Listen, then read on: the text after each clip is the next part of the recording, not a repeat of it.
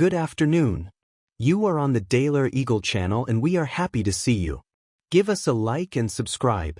We also have a Telegram channel where we show real events without censorship, link in the description. And here we go. During the last 24 hours, Russian troops continued active offensive operations on the territory of Zaporozhye region, aimed at destroying the enemy's defensive positions and creating conditions for further advancement deep into the territories controlled by the armed forces of Ukraine. Special attention is paid to areas with a high concentration of Ukrainian military equipment and personnel.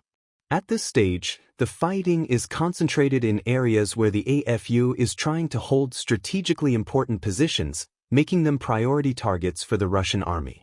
According to the Russian Defense Ministry, units of the Vostok Force Group have liberated two settlements, Novokhotovka and Novosayolka. These settlements are close to the front line, and their liberation was an important step to strengthen the positions of the Russian army and create favorable conditions for further offensive deep into the territory under the control of Ukrainian forces. This made it possible to significantly weaken the AFU defense line in this part of the front, which may affect further fighting in the region. In addition, Russian forces have struck AFU positions in other regions, such as Kharkiv and Zaporozhye, as well as in the suburbs of Kiev. Important logistical and command facilities of the Ukrainian army are concentrated in these areas, strikes on which should lead to their disorganization. According to pro-Russian sources, there was high activity of Ukrainian aviation in the area of the airfield Volnyansk, Zaporozhye region, which indicates a possible desire of the AFU to strengthen its positions. Strikes on this facility could significantly reduce the enemy's combat capability and complicate its maneuvers. There are also reports of pinpoint strikes on military facilities in Kharkiv Oblast, in particular in the area of the urban-type settlement Korotik, where a significant number of Ukrainian troops were concentrated. The purpose of these strikes was to destroy logistics chains and disable critical facilities. Avdiivka, located in Donetsk Oblast, is one of the key strategic nodes in the current fighting. Control over this locality gives a significant advantage in the development of the operational situation. The situation in the area remains extremely tense, as Avdiivka serves as an important springboard for offensive operations in the region. Russian troops continue to strengthen their defenses and demine the territories that were previously liberated. At the moment, despite constant attempts by Ukrainian units to regain lost positions, Russian forces are maintaining control over the city and its environs. After intense fighting in February 2024, the AFU was forced to abandon Avdiivka, which allowed Russian forces to establish control over key facilities and strategically important directions in the area. Currently, Russian forces continue to strengthen the city's defense. The priority is to prevent attempts by the Ukrainian army to regain control of this important junction. Active work is underway to strengthen defense lines and restore destroyed infrastructure, which contributes to improving combat capability and stability in the region. Particular attention is being paid to neutralizing enemy sabotage and reconnaissance groups operating near the line of contact and also to foiling attempts by Ukrainian forces to launch counterattacks. The Russian army continues to build up its grouping near Avdiivka in order to exclude the possibility of successful enemy operations in this area. The reconstruction work in the region is also helping to improve conditions for the local population, which is still caught up in the constant fighting. Despite this, the situation in the region remains under the control of the Russian army, which is taking all necessary measures to stabilize the situation and defend against possible attacks by the AFU. On the Zaporozhye and Avdiivka fronts, Russian forces are focused on strengthening their positions, destroying enemy defenses, and creating favorable conditions for further offensive operations. These measures include both strategic offensive actions and targeted strikes on key Ukrainian military facilities to disrupt and dismantle their logistical and command structures. In the long term, further success will depend on the ability of Russian troops to adapt to changing conditions and the resilience of Ukrainian forces. The situation on the Kherson front remained tense, with active engagements from both sides.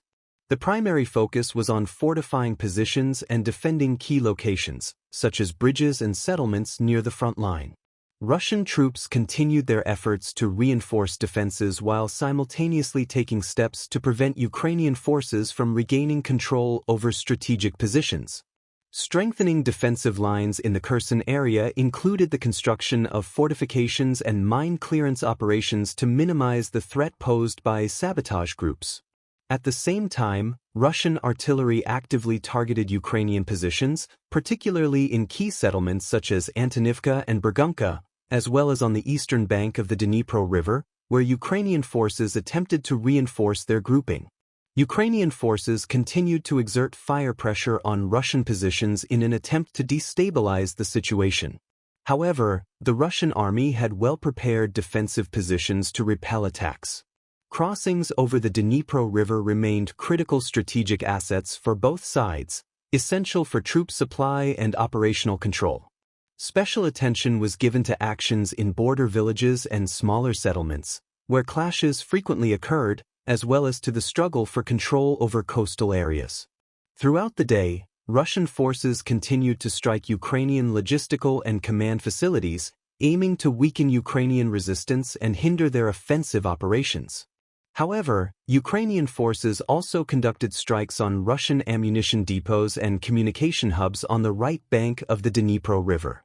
On the Bakhmut front, Russian forces continued active offensive operations to pin down Ukrainian troops and establish control over key strategic areas.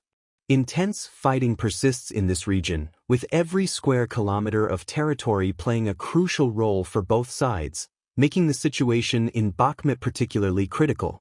The Russian army employs a strategy of gradual advancement, utilizing artillery, aviation, and assault units.